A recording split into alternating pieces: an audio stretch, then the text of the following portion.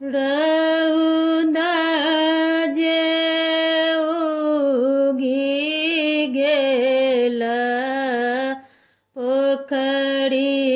सुखाए गेला आमुआ जे लेला पता झाड़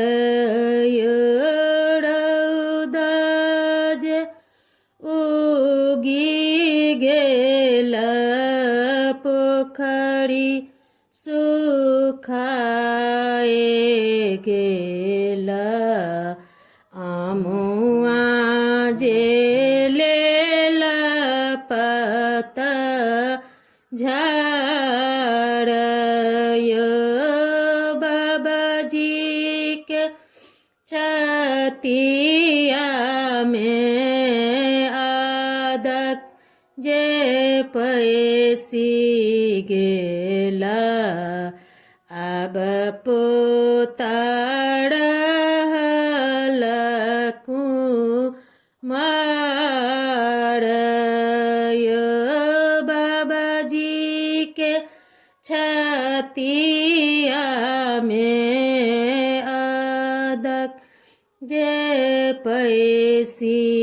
गेला आबे पोताड़लकू मार मेघ बाजे लागी गेला पोखरी जे भरी गेला आमुआ त गेला कल साइयो मेघ बाजे लागी गेला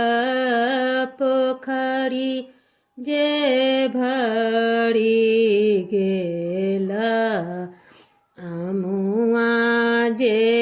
गेला कल साइयो बाबाजी के मनमा में भरोसा जे भए गेला आबे पोता होए तभी यो बाबाजी के मनमा में भरोसा जे भए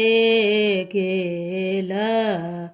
आबे पोता होए तभी